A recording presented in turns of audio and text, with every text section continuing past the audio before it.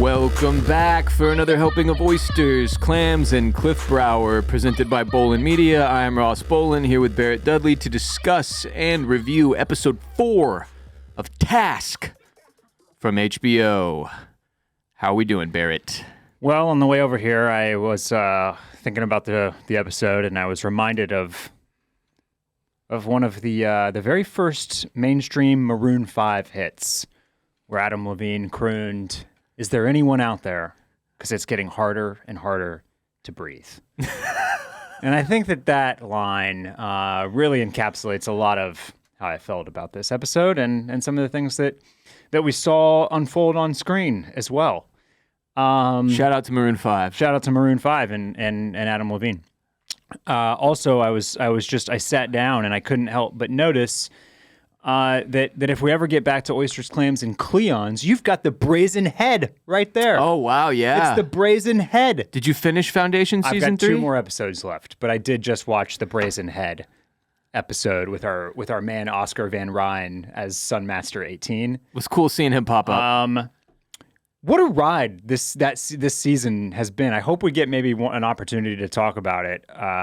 It feels like it's sort of caught on more this season. I've seen a lot of stuff out there about it. Seems to be the case. They got a season 4 renewal. They got a season 4 renewal. I've seen multiple think pieces and articles written about it. I've been sort of up and down on the season, but then in the back half of it, crazy shit is happening. And so yeah. I'm looking forward to finishing that and maybe having a chance to talk about it. But yeah, go ahead. If you've never watched or heard of Foundation, it is a sci-fi show on Apple TV Plus based on I believe a series of novels.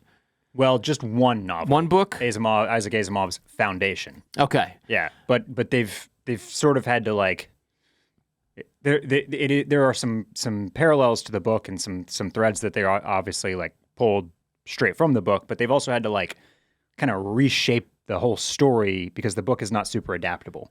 Right. So, well, yeah, and if you watch Foundation, that becomes clear very quickly. There's crazy time jumps, right. And it's an insanely complicated story, but quite an entertaining sci-fi series through 3 seasons. Yeah. Barrett's almost done with season 3, the most recent one. As we said, it got renewed for season 4 on Apple TV Plus. If you've got 2 episodes left, you're in for one hell of a ride. Yeah. And I pretty much agree with you. It was sort of an up and down season, but then in the back half, it just gets so incredibly wild that you're like, you know what? I'm not entirely sure this is great TV, but it's definitely riveting and wildly entertaining. Correct. So if you like sci-fi, I definitely recommend Foundation. Barrett and I talked about it some. We did altogether covered. Was it last year? 2 years ago? I think we covered season 2. We did. We were a little bit 2 behind. episodes at a time or something. Yeah, but we did cover it. Yeah. Foundation's good fun though, and randomly, the gentleman who plays Oscar Van Ryn on The Gilded Age shows up in the back half of season 3. He sure does. In a very interesting role with a decapitated robot head on a staff. That's right. Which Barrett is referencing because we have a golden skull. Kind of looks like the robot head on our studio desk. But back to the back to task. To the task at hand. Let me ask you a question. Yeah. Mm-hmm. Do you believe there will be any positivity at the end of this season? Is this show just going to destroy us all, or will we walk away with anything uplifting? So this episode, which marks the middle of the season, basically, right? We had 1, 2, 3. This was 4. Now we have 5, 6, 7. Yeah. Was so heavy, intense, and dark that I feel like there has to be some light at the end of the tunnel. God, I hope so. I really do. That was basically the feeling I had too. Yeah. When the credits roll at the end of this one, I was like, okay, this is quite good, but also, why?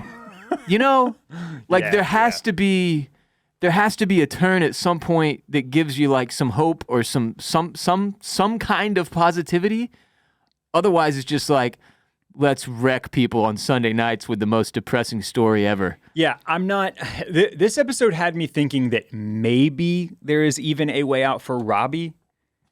I think more likely is that we see Maeve and the kids get away into some sort of they're gonna be okay situation. But yeah, everybody's hanging on by a thread right now. Every character. Yeah. is in a really bad place. Yeah, they sure are. Well, let's dive into this one. Episode 4 is titled All Roads, and it opens with Tom Brandis trying to figure out if he has a rat or a leak in his task force. He recall his buddy Joe last episode telling him to suspect everyone. They even play the soundbite just in case you're a real dum-dum like us. My advice, suspect everybody. Ooh. So Grasso introduces Tom to his chief, Michael Dorsey, as the task force prepares to set up this sting operation. The raid, the sting. A raid, for Cliff Brower, a drug deal meetup they've organized using old boy Ray's phone. Yeah. And this is Grasso's former department assisting the task force here, so they're all familiar with him. Somebody says something to him like, what do we have to address you as Lord Grasso now? Yeah. They're just giving him they're just giving him a hard time. He's just one of the guys, but now he's on this FBI task force. He comes in with his shiny new FBI jacket on. You know, they're busting balls. What's the deal with the FBI jackets, man? Aren't those too easily replicated? Yeah, it's like the simplest jacket possible. It looks like a Halloween costume. Yeah. That you'd get at a shitty Party City. No, yeah, you're not wrong. It just anybody could easily make their own FBI jacket. That just feels a little problematic. I don't know. It's just something I notice every time there's an FBI jacket on screen at this point. Well, and this show is also illuminating the fact that a lot of people that you might see out and about in FBI clothing, they might not even be FBI. They might just be on a task force. They might just be on a task force. They might be Slapdick PSP Stover or Lieutenant something DG DC Grasso. Yeah. CD. He's a CD. Yeah, there it is. Yeah. Something detective, I think. Don't know. Couldn't figure it out. Certified detective. I even Googled it. I could not figure out what the hell CD meant with relation to law enforcement. And I don't know what. PSP is State Patrol, Pennsylvania State Patrol. PSP. Okay, we got that one. Yeah. Look at us. Progress. Maybe C. I don't know. Somebody. I can't help you. Y'all let us know. I can't help you. Anyway, yeah, just a bunch of randos, law enforcement, just rocking the FBI jacket because they're suddenly on a task force. They just hand those things out to anybody. Guess so. So Tom explains their target is Cliff Broward, who is wanted in the shooting, killing of 3 individuals and the kidnapping of this little missing 6-year-old boy, Sam. And this is like a sting, basically. They're going to get Cliff into a park for a meeting at which Cliff thinks he'll be selling this massive amount of fentanyl that they stole, and then they're going to pounce on Cliff and arrest him and hope that the boy is there as well. Yes. And by the way, I thought that this was, we obviously get an answer to who the rat is in this episode. I thought that this scene where they're really playing up God, everybody just loves this Grasso guy. He's so much fun. They're busting balls. He's in the mix. All these guys love him. They're happy to see him back. I thought that was an early indication that Grasso is in fact not the leak. Yeah.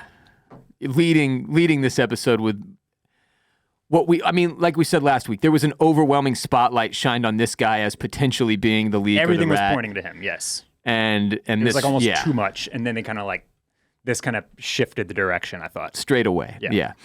At Robbie's house, Cliff can't sleep. He just wants to get the money and get the fuck out of there. As he says, Robbie tells him he called his late brother's friend Bartos, who still drives a truck route up through Canada, and Bartos wants to meet this afternoon to talk about payment.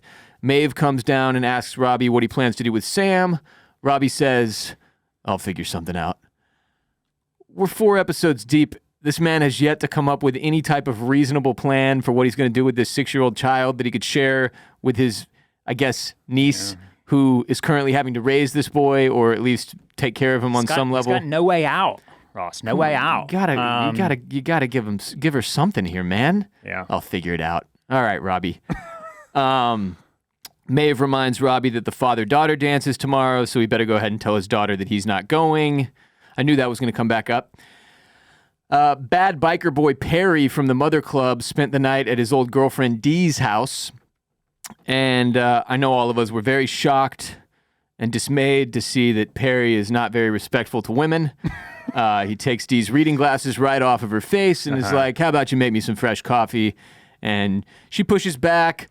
There's a little exchange. She makes a light jab about their 4.5-minute sexual session from the night prior. Yeah. As Perry reviews photos from the 2017 rally in Reading where the shootout occurred. So he's trying to figure out, who was there? Who could it be that ended up with Uncle Billy's gun? Yeah. you know? Then things get a little spicier. A member of the Mother Club rolls up in his car. Can't remember this dude's name. I want to say Vincent? it's Vincent. Yeah. Vincent. And Perry comes outside to meet with this guy. Perry gets in the car, and almost immediately the vibes are tense because Vincent won't even like look over at Perry. Yeah. Like he won't even make eye contact with him. He's clearly extremely frustrated with the situation that is unfolding here with this chapter of the Dark Hearts. Perry informs this initially soft-spoken member of the Mother Club that they ID'd a member of the crew that has been robbing them. It's Cliff Broward. It's an interesting scene because, and it makes it even more clear, I think, that Kath is our rat because he not only has like the police photo, he has the literal ballistics document that he's, trying to get Vincent to look at. And Vincent's like, just tell me what it says. You fuck. Don't make me read it and figure it out myself. So Perry tells him about the ballistics match that confirms that the gun used in one of those robberies belongs to one of their members and was used in the shootout in Reading. Unfortunately, he has found from reviewing the photos of that gathering that there were around 50 members of the Dark Hearts at the shootout. And he says it could have been any one of them because they're just all blasting away. They're blasting. Everybody's Danny DeVito. Yeah. So I start blasting. So it doesn't help them all that much to know it's one of their guns because he still has no real way of figuring out who had the gun. Right. Perry also says that business has been good, so whoever's doing this and messing with their business must be doing it for personal reasons and must want Jason out of the leadership role. It felt like a little bit of a jump. I agree. Yeah. I mean, it's fine, but I was just like, how do you... Right. A dozen reasons that anybody... Yeah. So Mother Club Vincent tells Perry that the Mother Club met without Perry this morning, and they want Jason out. He finally snaps on Perry. He's like, I'm done letting you protect this motherfucker. The call's been made. It's happening Friday. Knowing how you feel about him, I wouldn't stick around to see it. Now get out. Is like when we learned about the Mother Club and that there are like 12 members in the Mother Club, I kind of imagined it was like 12 guys who were all on the same level and they all run the shit together. But it seems like there's probably a hierarchy in that leadership group. Yeah, maybe so. Yeah. Because this dude was not so respectful to Perry. Right. Which was just kind of interesting. So family. Yeah. So Perry in a real sticky situation here. Tom's daughter Emily goes to see her therapist again and discusses their recent family drama. Emily says that when her mom died, her sister Sarah and her mom hadn't spoken in like 2 years. There was a lot of family strife and conflict around Ethan and his issues seemingly long before he actually killed his mother. And Emily is tired of feeling like she should be eternally grateful for being adopted when she doesn't actually feel lucky. She feels like she has to constantly apologize for their decision to adopt her. Now, I don't know anyone that's adopted, but this felt very authentic, like a very real thing that would happen in a family that does adoption. And I just like it just gave a little bit more depth to this. Totally. They talked a little bit after the episode about how I think Brad Inglesby even is the one that says that he just kind of wanted to show this like different kind of side or facet of adoption. And adopted life. And I thought he nailed it. I thought it was a really kind of interesting insight that made a lot of sense and is adding good layers, good depth to that character and to that whole story, I thought. Yeah, and their family, Tom goes and meets with his superior, Kath, to discuss the possibility of a leak inside his task force. Kath says they vetted his team as well as they vet any of their teams. I thought one really interesting piece of information outside of the obvious in this exchange was that only 4 days have passed since episode 1. He says, like, I only met my group 4 days ago. Yep. You know? Kath, with regard to the concerns about a potential mole, wants to stick with the plan to take down Cliff Broward and says she is not convinced there is a rat on their side. She says intel could have slipped through the cracks. It happens all the time. Then when Tom leaves, Kath makes a call to someone and says, "It's me. We may have a problem." Yeah. Kath, you dirty rat. Mole revealed. So is this is a full reveal, no questions asked, that's it, it's her? Yeah. Okay. Yep. Do you think it's because of when we first meet Kath in episode 1, she tells Tom like how she's getting put out to pasture. Yeah. Yeah. Okay. Do you think that the dark hearts like have something on her? I mean, that's my assumption. No, she seems more of a willing actor here. I think she's gotten in bed with them intentionally. Huh. Yeah. Yeah, I'll be curious to see if we get a reason. Yeah. Because it was almost so, not on the nose, but like obvious after this scene, like, oh, yep, it's definitely her, that it made me wonder if there was going to be a twist down the line. Another twist? Right. Yeah. But by the end of the episode, with a couple other added scenes in there, I think it's pretty, like you said at the top of the show, this confirms it's her. Yeah, I also think in a lot of ways, this show is not really trying to hide the ball from you. It's not doing the thing where it like wants to keep these secrets for a long time and hold on to them and make you wait for the big reveal and the payoff. I think it's more interested in doing other things. And I mean, like even from jump, right? Like there's no, like, yeah, we're kind of questioning what certain things may have happened or who's the leak and which organization. All of this is answered relatively quickly, if not the very next episode. It's like, and the setup, like who's knocking off these drug houses, that's literally the plot. Right. So it's not like they're hiding these big details. They're kind of giving them to us as they would come naturally. I think maybe what might be more important here is that like Tom was given this role by Kath because she thinks he's like a lame duck.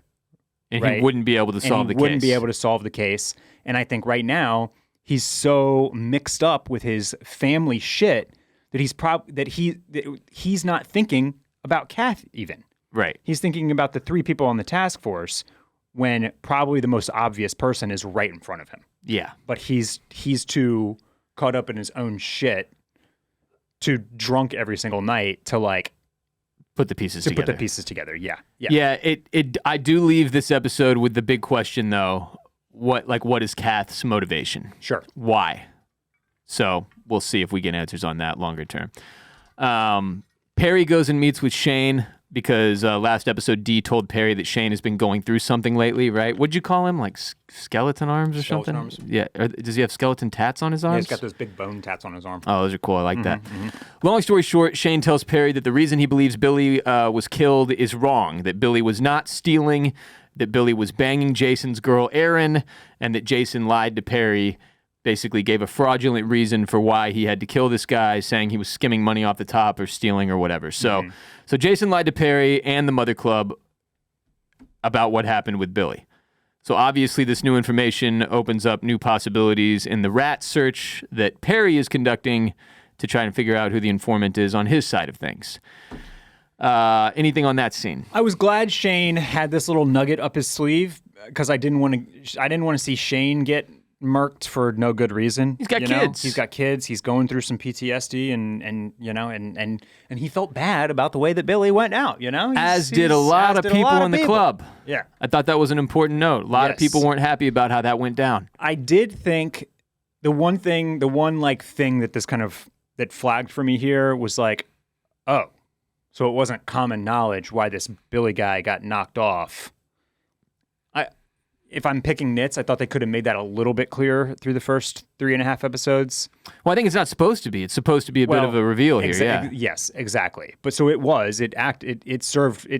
That's how it worked, is this reveal. Oh, Perry didn't know that this is what went down. Seems like the only people that knew were... Nobody has said shit about it for however long. Like, that's kind of interesting. Yeah, especially given that he specifically says... what's this guy's? Shane specifically says there were a lot of us that weren't happy about the way that happened. So it makes you feel like a lot of this club knew. Right. But somehow they kept it from getting up to Perry at any point. Yeah. From there, we do a little flashback action. Flashback to Robbie swimming in the quarry with his kids. His girl, were they married? Can't tell. Was that his wife? Girlfriend? I think it's just a girlfriend. At no point have they given us an indication that they were married. Mom to their children. But yeah. Yeah, not sure married or not. She doesn't have a line. Nope. She's just over there looking like she hates it here. Brother Billy is there, even Maeve, and it's just a couple tatted up brothers ripping heaters and talking girl problems here on the bed of a truck. Billy tells his brother Robbie that his relationship is over, whether he can see it or not. Some tough talk. Real tough talk. Robbie says he doesn't want to let her go, and Billy says, Robbie, she's already gone. I don't want to let her go. Just let her go. You're getting it. You're getting your Robbie down. My Pennsylvania accent, my Philly accent. Anyway, Aaron shows up, and Robbie is surprised because he thought this relationship between Aaron and Billy was over. So clearly that had been like a thing that they had discussed. Hey, maybe you shouldn't be banging the head honcho's partner. Yeah, still no real indication that like. I'm still trying to get a feel for if Robbie was ever a part of the motorcycle club, and it seems like no. No. I was trying to look closely at the tats. Did you see how when they're sitting together, they have matching shoulder tattoos? Yes.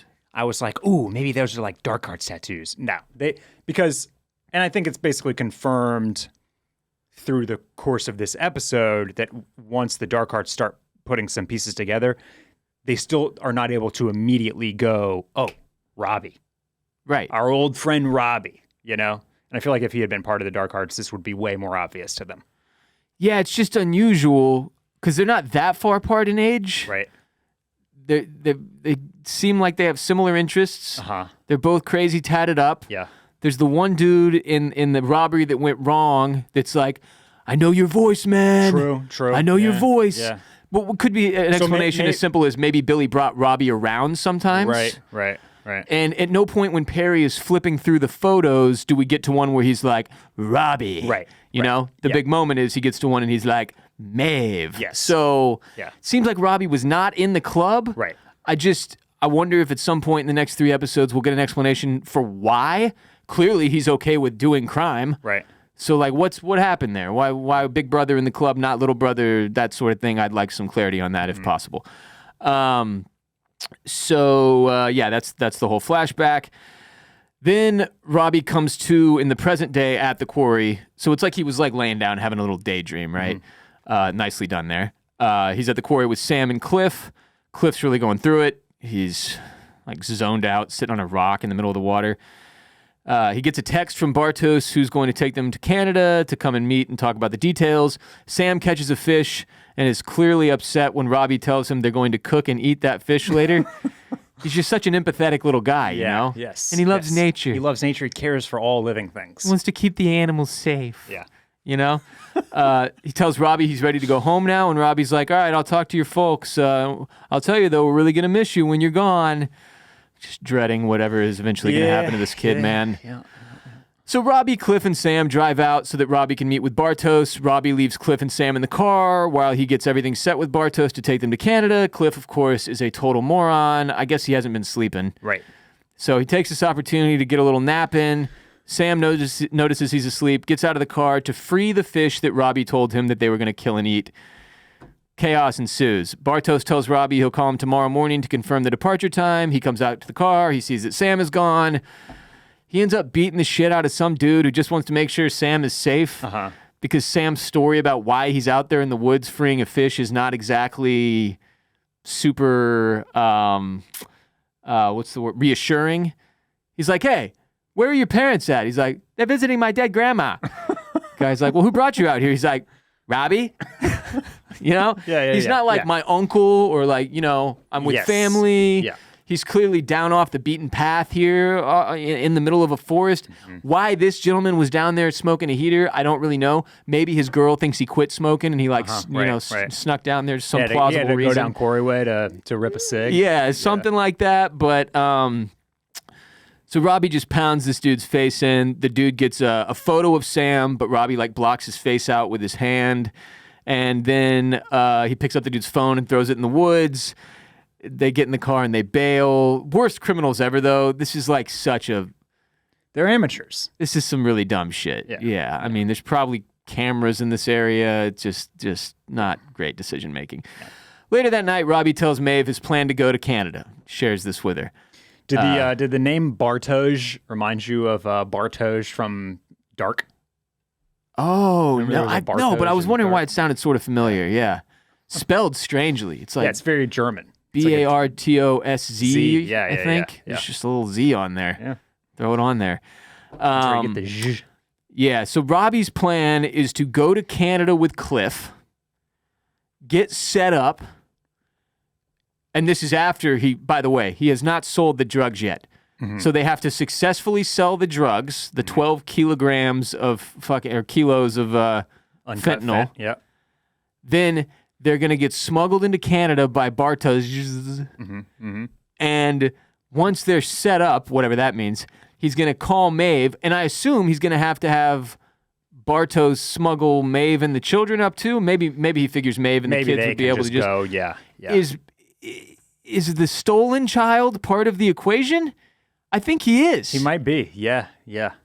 I think they're planning on taking the kid up there and just having him be part of the family. Yeah. In their little Canadian family they're going to establish.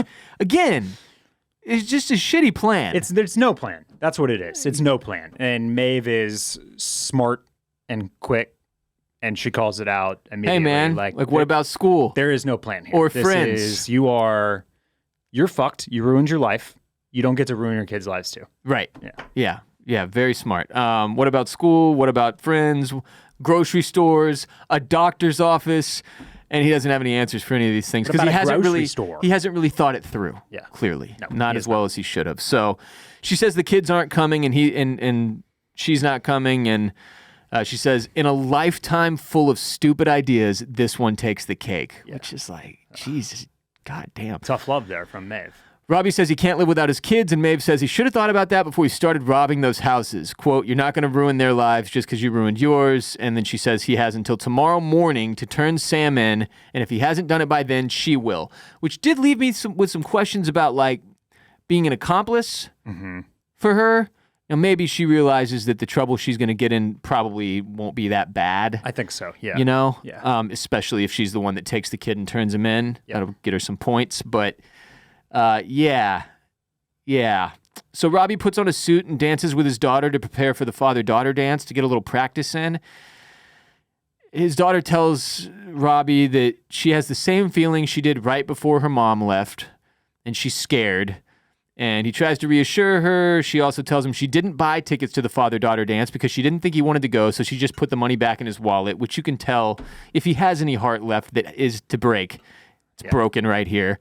Robbie says they better make the most of this one then, and stands her up to do a little slow dance. Maeve sees them from like a corner of the house or whatever, and feels like maybe the last warm familial moment we'll get for Robbie. It might be, yeah, possibly. Yeah. Perry goes to talk to Jason, and on the way into Jason's office, he wraps his hand in like a like a chain, bike chain. I assume. Yeah, I don't know. Some kind of chain, though. Some kind of chain, yeah. And I don't know if it's one for wearing or one that came off of a motorcycle, of a hog, yeah. Hog chain. Jason offers Perry a drink, says he's got some good news. The chopper chain. And Perry just clocks him in the face with this chain hand. So I realize part of the takeaway is supposed to be that Jason's a big, strong brute. He can take a hit to the face. Yeah. But he's left with only like a little bit of blood around his mouth. In the mouth. And I want to be clear. Yeah. Perry's not a big guy. Right. But if you get punched in the face by a motorcycle gang leader with a chain, I feel like you're at the very least losing some teeth. If not knocked unconscious or with a broken jaw. Well, and more blood and damage to the exterior of the face. Yes. Yeah. Where he has none. Right. So it's just a little, it's like, well, maybe Perry can't throw much of a punch. Anyway, it's fine.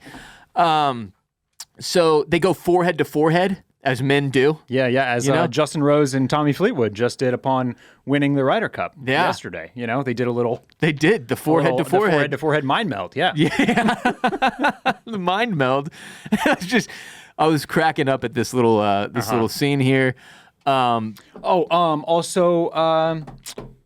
Carmi and Richie in The Bear. Oh, they also do the head-to-head. Yeah. Now, that one's probably more similar to this one. Like, we might throw down here. Right. We're trying really hard not to throw down. Yeah. But we're men. And the testosterone is coursing through our veins, and we really want to fight each other. Much like bucks, two deer, you know. Rutting. Locking antlers. Yeah. That's the equivalent. A couple of the goats, human equivalent. A couple of goats going head to head. Yeah. Maybe one of those dinosaurs that had the dome, the fucking helmet head, and they're just ramming into each other. Yeah. A little bit of that. The head to head between men, so hot right now. A tale as old as time. Yeah. There's a lot of grunting and spitting and heavy breathing, but nothing sexual about it. So Perry tells Jason he knows that he lied to him about Billy. And Jason tells Perry The good news is their informant came through, and Cliff Broward is coming to the park tonight, 11 p.m. Perry says to keep the group small, lieutenants only. Everyone meets here at 8:30. Jason apologizes to Perry for lying about Billy. He says Erin was going to take the kids. She was going to leave him. And Perry's like, I know, get out. So at this point, because I don't think there's a whole lot more development in the arena that I'm about to address, where do you think Perry stands in terms of what's going to happen to Jason? He has been told by the Mother Club that a hit has been put on Jason.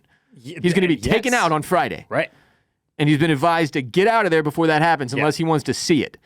I think that they think that if they can clip this, this situation and get these guys that have been robbing the trap houses, that he will have saved Jason. Okay. That he can still save Jason if they can solve this. Got you. Yeah. Tom Brandis sits around the former stash house turned task force office pondering his rat situation. It's pretty much the only thing Tom does this entire episode. Grasso comes in and asks him, like, hey, why a priest? Like, what does a priest have to look forward to? Poverty, obedience, chastity. Seems like they're missing out on all the good things in life. And Tom says it was a feeling that there was something beyond him, and he wanted to get closer to the source of it. But the longer he stayed as a priest, the further away it felt. And I don't know. It seems like it's just one of the elements that this show likes to explore. So everything that I'm about to say is paraphrasing because I don't have all the details right in front of me, but this came across my docket this week. When in episode 1, maybe it's 2, when Tom and his priest friend are getting drunk and they start talking about like papers that have been published by these theologians. Theologians. Yeah, we just botched it. We know. Sorry. Yes, by these masters of theology. How about that? They mention one guy by name in particular. He might actually mention a couple names, but there's one in particular. In the paper that this dude wrote, or the book that he wrote, or one of his big things, is about how in life we have 2. Wait for it. Tasks. Oh.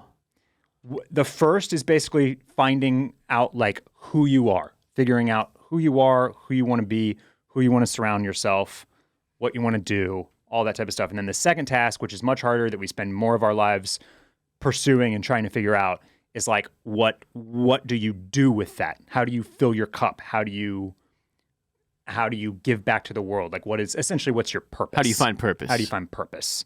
And that those are the two, and he calls them tasks in this paper.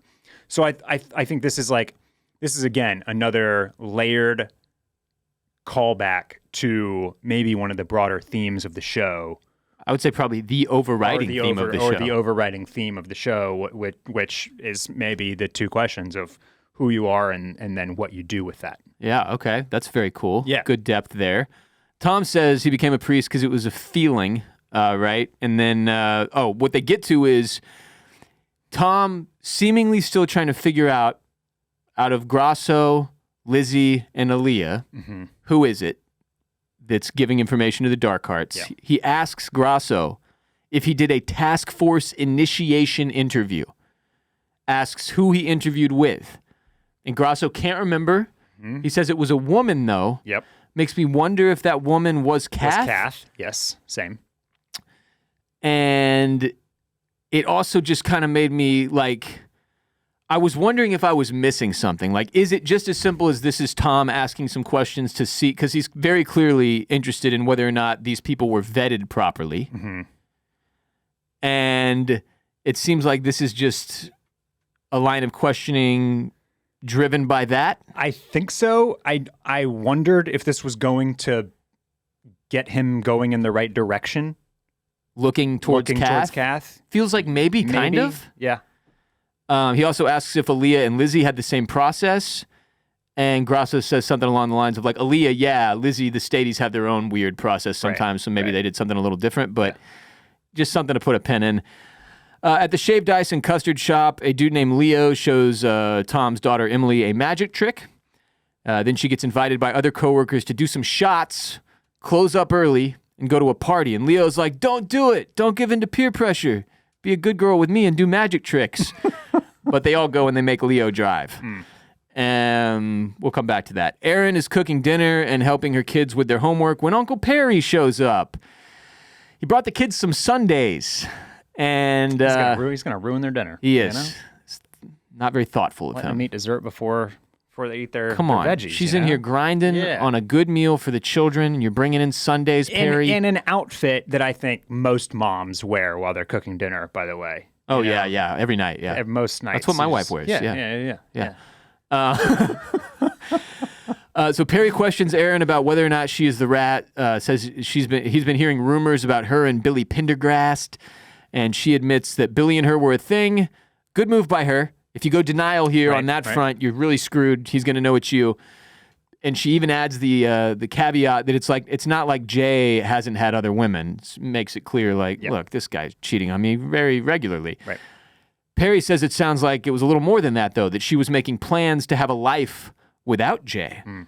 And Perry lays out what he thinks Erin came up with, that Erin planned to destroy Jay's business by making shit so bad that the Mother Club would send Perry in to clean it up, which is exactly what she did. Yeah. It's exactly what happened. Perry has cracked the case here. Yeah, he did. Of course, she denies it.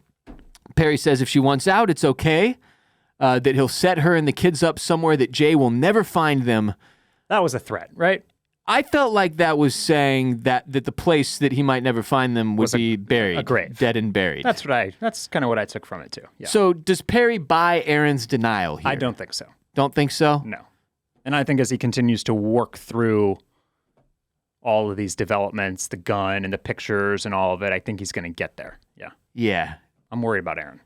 And the kids. Yeah. At night, the task force and their backups set up for the Cliff Broward meetup. We find out Aaliyah is a sharpshooter, it turns out. Just a little side convo. Yeah, where real marksman. One of the SWAT members is waddling by and is like, hey, Aaliyah Clinton, hell of a shot. Loved you in the police pistol that's literally what it's called. The police pistol statewide marksmanship competition or whatever. And she's like, yeah, whatever, loser. So they're waiting for Cliff to show up. It's very tense. And guess what? When they finally get the white sedan that they're looking for, it's actually some middle-aged married couple looking for their lost dog. This would be so horrifying, by the way. 15 people run up on this car, guns drawn. When the guy reaches to roll down the window, I thought he was about to get popped. I thought they were going to shoot the driver. But no, it's just a big false alarm. But obviously this entire raid is a bust. It did not work out. So it turns out when that rat bitch Kath called and let the Dark Hearts know they have a problem, they changed the meetup. That's what happened, right? Yes, and I think she went as far as to get Ray's phone to change the meetup. That's the only way she would have been able to do this. Because when Cliff texts Ray, you know how it's cutting back and forth between Cliff driving out to the meetup and the FBI doing their raid here? When Cliff texts Ray to tell him he's there, Jason now has Ray's phone. Right. But doesn't that just feel incredibly brazen? It does. So Kath took the phone, presumably from the police lockup? Yeah, because Aaliyah has it earlier. She's shown it off at the the county department. Refers to it as a burner. County detective. I bet that's what it is. Oh, we did it. We did it. Round of applause. County detective. That's what CD stands for. It's got to be, right? Please, got to be. So, yeah, I assumed this meant Kath had obviously, as part of, tipping them off that there was going to be this trap laid for them, that she would help them get out of it somehow. But I'm still unclear on how she was able to get the phone to Jason, that whole thing. I don't know if we'll get more detail on that. I think we will. But wild shit here. So Tom Brandis is beside himself that this entire thing's a failure. Now he knows there's a rat for sure. Still not any closer to knowing who it is, of course. Thanks everybody that came out for their service, sends everyone home. Later that night, his daughter Emily gets home wasted and pukes cherry ice up all over the downstairs bathroom. Leo the magician brought her home. Tom comes down and is like, what the fuck, guys? Tells Leo to beat it. Tom tells Emily to go upstairs to bed and he'll clean up after. On the way upstairs, Emily unloads about hearing Tom and Sarah on the porch last night. Apologizes for ruining his perfect life. Rough day for Tom. Yeah. Really tough. Day at the office, really tough day at home. You hate it when you get it from both sides. You want one of the two to go well, generally. Yeah. I found it notable that he does not immediately go get his Phillies cup, though. Like maybe things are starting to get a little clearer for him. Have to agree, especially given what in the after the episode, he sort of seems it was one of those lines. What's this actor's name? Mark Ruffalo? Thank you. Sorry, Ruffalo. Ruffalo delivers a line about how, like, you know, the failure here to get Cliff Broward makes him realize maybe it's time to take this a little more seriously. Oh, I missed that. I let the inside the episode play, and I obviously heard some of it, but I was also like walking around and like taking stuff to the kitchen or whatever. Oh, yeah. So I think I missed this. Well, in the long saga of me trying to decide whether or not I enjoy these inside the episode tidbits, this was another one where I was like, damn it, Ruffalo. Just because, like, don't add more than you got. We're going to get that clearly, like, probably next episode. Like, don't deliver it now. Regardless, yeah, he didn't immediately go get the Phillies Cup. He didn't seem like he was shit-faced already. Right. So it was just a bit of an interesting development there. Speaking of getting shit-faced, Grasso and Lizzie go get drinks. Lizzie says Cliff was never coming to that park, that Ray is a lifelong criminal who played them. So she has a pretty easy explanation for it herself. Doesn't seem like anybody within the task force is considering what Tom is considering regarding a rat. Yep. So they're just like, well, pretty simple. Ray lied. That's that. Yep. Then Gwen Stefani's Sweet Escape comes on. A sweet escape, yeah. Which is Lizzie's song. Yeah. And she makes Grasso dance with her. Yeah. They end up making out. One thing leads to another. Lizzie takes Grasso back to her place. They're about to bang when DJ Grasso No Pussy gets cold feet because the marriage bed is a sacred place. Yeah. He's got the cross necklace on. He keeps asking about religion. Yes. He's interested in Tom's journey to priesthood. He's something going on there with Grasso. Yeah. Yeah. And then on top of that, I think it seems like he really likes Lizzie. He really cares about her. He's taking it seriously. He wants this to be a respectful relation. Right. And, he's not necessarily looking for, that one night hit it and quit it. Right. And then I get it. I get it. That's a weird vibe. Yeah. It sounds like she either just literally like 4 days ago completed her divorce or the proceedings have just begun. Yeah. Because remember 4 days ago when we meet her, she's outside yelling on the phone at this guy, like, take the fucking couch then or whatever. What does the little sampler that he sees over on the side of the bed say? It says something about cum.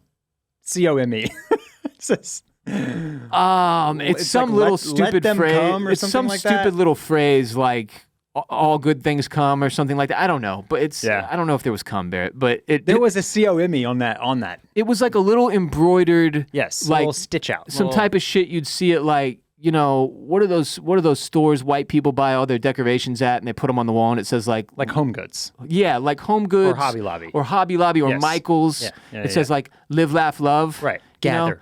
It was like a little one of the gather, yeah. It was like a little one of those on a little embroidery thing, and he's just a little too weirded out by like this. This still has the vibes of a married person's room, right? Yes. Yeah. She's not in her bachelorette pad yet, right? And I like that they let this scene play out long enough. They didn't just cut it right there, like, oh, that hookup went wrong. Now I guess these two maybe won't be pursuing each other. Like they let it play out. She comes to an understanding. She gets it. She's like, okay, so you want this, but this is too weird right here. Right, he's like, yeah. And then it seems like he's still going to spend the night anyway because she tells him good night and stuff. Yeah. So I still feel happy for Lizzie and Grasso, which also lets me know at least one of them is going to die. That's right. At least one of them is going to die in the show. I think that's right. I love their bar scenes together. Yeah, this is good fun. Can we go 3 for 3 next week? Just get another bar. Like it's their thing. Yeah, and it's bringing a vibe, an uplifting vibe that the show otherwise completely lacks. Yes. That's what I miss the most about bars. It's the camaraderie, the festivities in the air, the energy. They're festive places. Yeah, I did think it was, not. It was just interesting how much of a traditionalist she was, that she was interested in having sex no other place besides the bed. Yeah. I didn't get why. There's other spots in an apartment that seem okay for... No doubt. For lovemaking. I think... Doesn't she say something like, or one of them says something like, I'm not going to like bang you on the floor. She says like, I'm not a teenager, Grasso, so I'm not going to bang you on the floor. Or bend over the recliner. Yeah. It's like, why not? Yeah. Why not? Yeah. I was bummed about that. I was blown away when he just like lays down in bed next to her. I was like, wait a minute.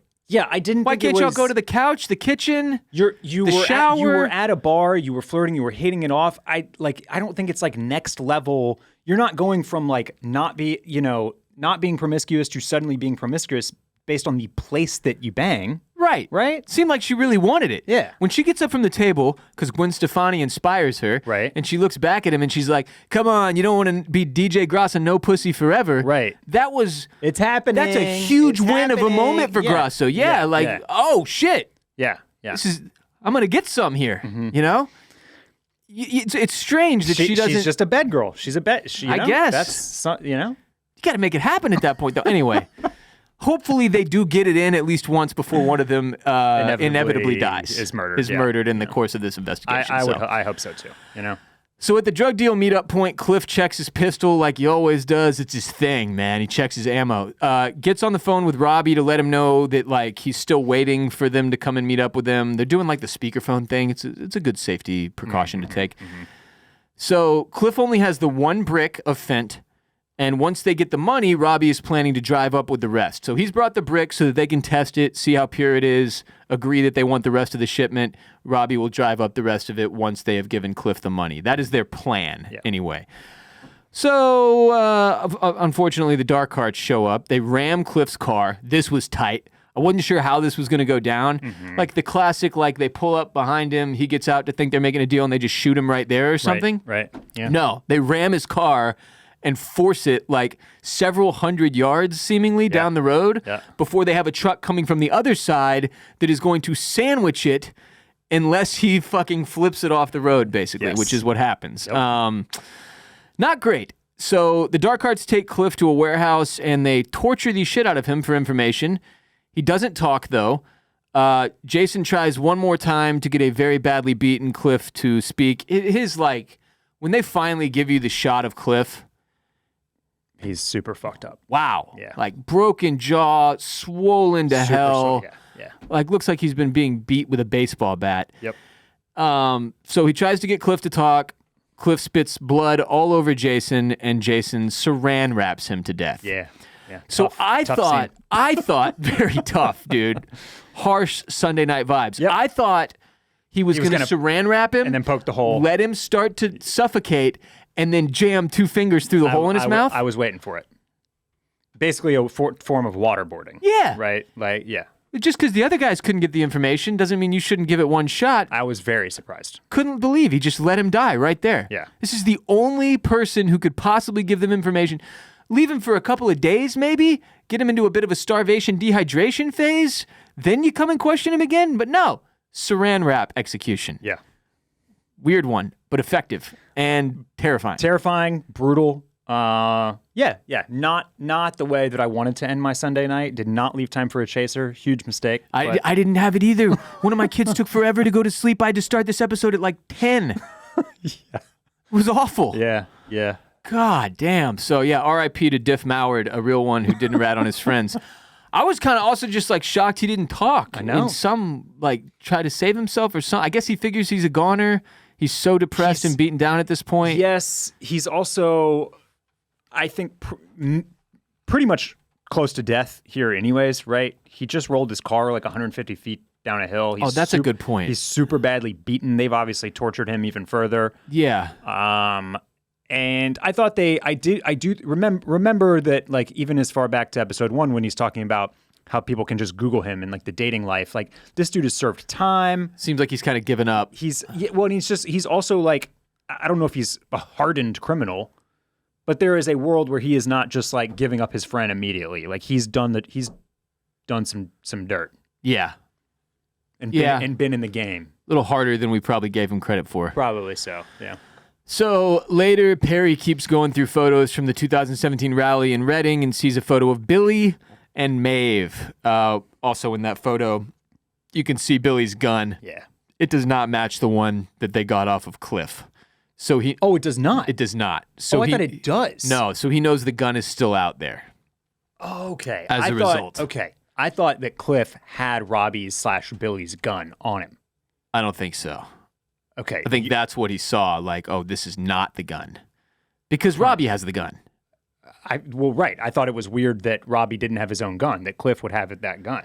No, it's the same gun Cliff's been taking out all season and checking the clip. Okay. That's why they gave us that device. Okay. To be able to see the difference, because Billy's gun has a very specific engraving on the handle, and that does not match up with the one that Perry's holding in his hand. Got it. Okay. Good note. So, good sight there. Problem, though, for Maeve, because it seems like he's realizing, like, oh, yeah, Billy had a daughter. Mm-hmm. Maybe I should check in on her and see what she's up to. Yeah.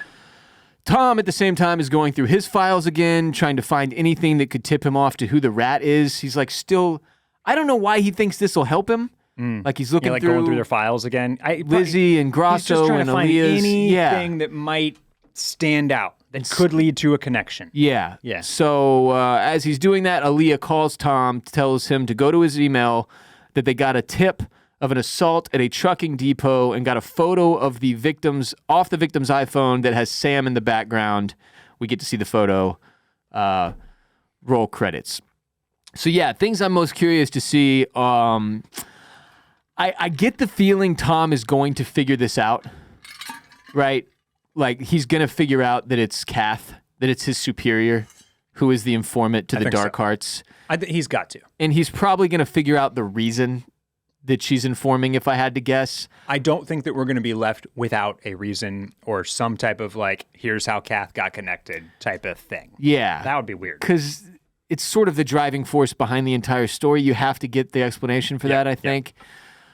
So I'm really curious to see what it is that turns Tom in the right direction. Mm-hmm. And this might have been part of it. Like, I think him going and seeing Grasso's department and how much they respect Grasso probably starts to, and Grasso having more questions about the priesthood, yada, yada, probably starts to check the box on Grasso. Like, okay, it's not this guy. Yeah.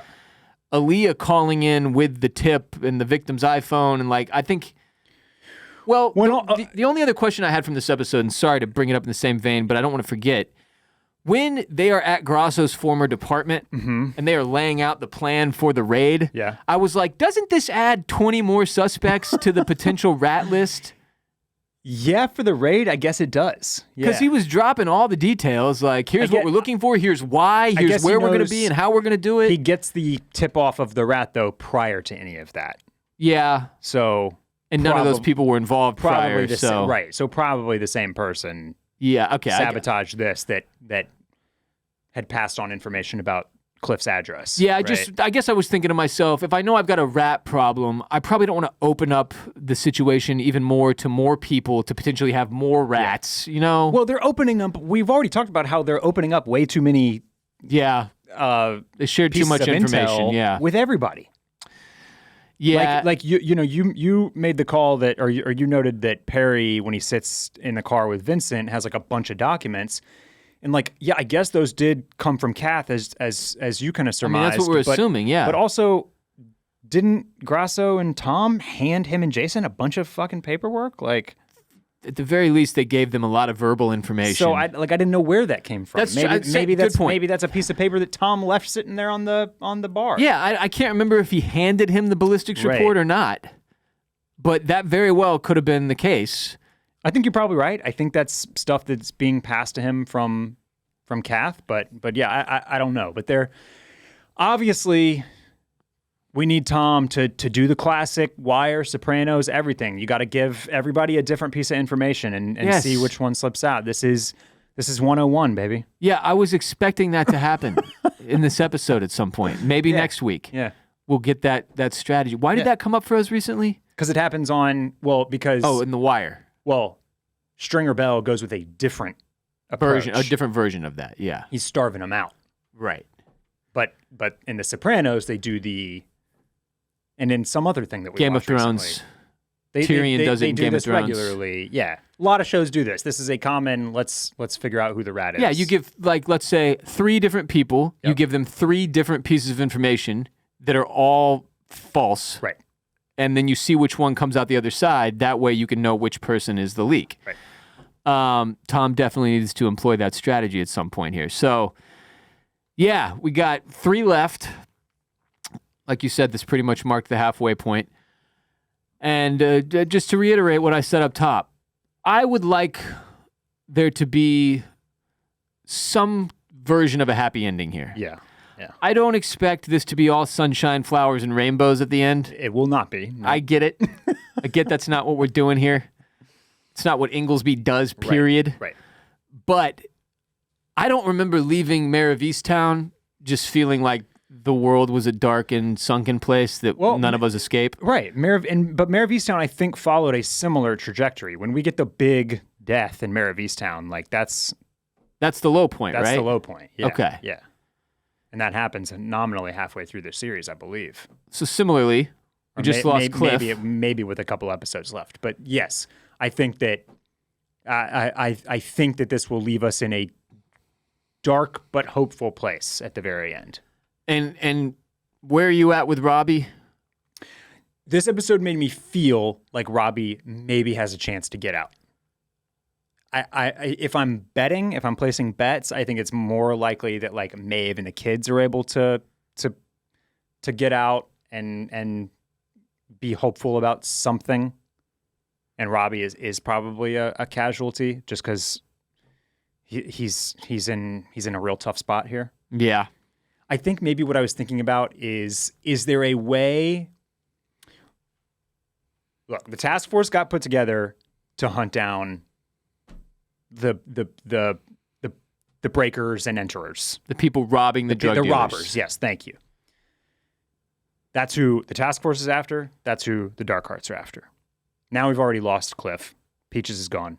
Robbie's the only one left. 2/3 dead. Is it possible that Robbie can turn this towards the Dark Hearts? So that the task force is chasing the Dark Hearts yes. rather than the Robbie. Yes, especially if Tom puts pieces together about the leak, about who is working for who. Can Robbie essentially become an asset to the task force and save himself? That's what I was kind of like working out in my mind. I like this. If he's caught in between the two, then he's a goner. Right. But that's the angle that I could see working out for Robbie. It has just seemed, I mean, at no point so far have I been like, okay, Robbie's got a chance here. Right. Like the whole series so far, I'm like, this guy's so screwed. Yeah. He's so screwed. And he is, as Maeve very clearly lays out for him. They're beating us over the head with it. Yeah. You ruined your life. You're not going to ruin the kids too. And that is kind of what gives me this shred of hope. Like, yes, exactly. Because they can't just tell us all season, this guy's life is ruined, and then have that be what we find out at the end. Yeah. Look, it was ruined. You know? Yep. It feels like it'd be better storytelling to have it flip another direction. So I like what you just laid out as a potential outcome. I'm also incredibly confident Perry is going to die.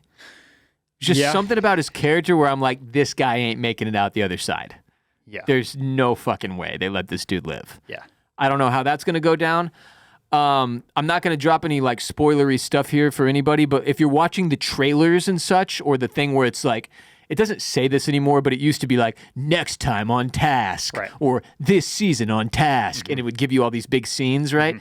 The picture they are painting is basically that you have Tom on one side, Tom Brandis on one side, and Robbie on the other. Right. And that they're on a collision course. Right. And it's these two men who are going to come to terms like in the woods, in some kind of showdown. But they never show both of them on screen in this like montage that makes you think they're going to meet in the woods. Right. Which makes me believe they're not going to meet in the woods. That's the direction they want us to go in our minds so that they can do sort of the magic trick of it all on screen during the episodes. So the more of that we've gotten week after week, the more I'm like, okay, so that's not what's going to happen. Because why airmail it to us? Right. You know? So yeah, they're being pretty, this one especially, they were pretty vague about what's happening. Who is talking to who in these lines we see delivered where there's only one person on screen. It makes it, so I'm liking the way they're doing those, though. It's super effective to get me really thinking about, like, okay, where could this show go? But I love your potential outcome there with Robbie trying to find a way to switch up the situation so that the Dark Hearts become the bad guys that the FBI needs to deal with, not the people robbing the Dark Hearts.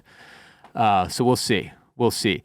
Barrett and I are also doing coverage of The Wire Season 1 right now on patreon.com/oystersclamscockles exclusively. That is the only place you can get our coverage, our companion podcasts for The Wire Season 1. We are doing episode 10 this week. You said there's 13 in Season 1? So we'll have 3 more after this week. We do 1 per week, so plenty of time if you want to jump on board with us right now and watch The Wire. You could catch up and join us for the season finale if you want. You just have to knock out 10 in a month, almost a month. Having a blast doing that. Those are ad-free episodes. Everything on patreon.com/oystersclamscockles is ad-free. Our companion podcast for The Wire is friendly to both first-timers and rewatchers. It's Barrett's first time through. It's my third or fourth.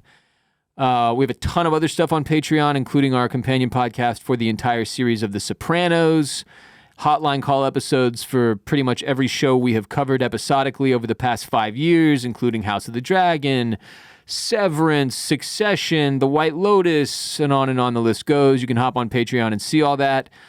We've got our movie club collection on there as well. Go join on patreon.com/oystersclamscockles. You can grab a 1-week subscription for free for 7 days, so you can check out the wares, see if you like what you like, and stick around to support our show. Other than having sponsors and you guys supporting them, Patreon is the number one way to ensure that our podcast continues to exist. We do not have a sponsor this week, so we very much appreciate everybody who's on Patreon. Hotline calls for the Mollusk Militia, end of the week. Mollusk Militia, get your calls in. We're going to do our monthly hotline call episode, which will technically come out in October, I believe, but it's for the end of September. Yeah. Regarding everything we've seen in The Wire Season 1 so far. And if you want to call in about Task or anything else you've been watching, Alien Earth, what else has been hot lately? I don't know. What has been hot? Well, we brought up the one show. Which one? Foundation. Yeah. Foundation Season 3. Let's see. I finished Hack Season 4. I'm watching Platonic Season 2. Oh, Platonic. Yeah. There's so much out there. Seth Rogen. House of Guinness started on Netflix. Seth Rogen and Platonic? Yes, and Roseburn. Is that also Apple? Yeah. Seth Rogen, big on Apple. Yes. More stuff is coming back this month. Oh, Slow Horses just started. I haven't tucked into that yet. Oh, I watched episode 1 of Slow Horses season 5. You and I feel like we were in the same place on season 4. Yes. We love this show. Yep. This wasn't their finest work. Yep. I wasn't a big fan of the overarching storyline of season 4. It was fine, but it did not at any point get me like, oh God, I love this. Season premiere of season 5, locked in. I was drawn in, baby. I have already heard that this is the best season since season 1. Okay. Yeah. Well, I think the season premiere would get you that. I think they got locked in. I think they dialed it in. Yeah, this shit was really, really, really good. I'm stoked to start it. Yep. Yeah, Great British Bake Off is back on Netflix for the fall season. I'm giving that some time. I like to watch that when it cools down a little bit. Feel festive about it. A lot of stuff when the weather cools down. Yeah, that's right. Still hot here in the afternoons. That's right. In old Austin, Texas. And then there's the new Leonardo DiCaprio movie. Yes. One battle after another. Yeah. How are we? And we can talk about this off mic. But the question I will pose to you is, how do we get in there? I have already thought about this, and to do it, I would have to take a day off of work and not tell my wife that I was taking the day off of work. I've already been looking at the calendar, being like, which day can I? How could I pull this off? How can I pull this off? This is that's where I'm at too. I don't know. My God damn it! At least But as I think we talked on pod, I can't remember if it was Patreon or here, about how kind of underwhelming the trailers had been. And the general rollout was weird. Yeah. They were doing Peyton Manning commercials for this movie. It's PTA, highbrow, but action. I was like, what the fuck is Peyton Manning doing on Monday Night Football? I've only heard amazing reviews about this movie. Yeah, the day I should say in the 2 weeks leading up to its release, when all these people were going to screeners and reviews started rolling out, they're making it sound like one of the best movies ever made. I've repeatedly seen it called one of the best movies of the decade. Yeah. And that it's another masterpiece from this dude. I've only ever seen people keep posting screenshots from people doing their letterbox. It's all 5 stars.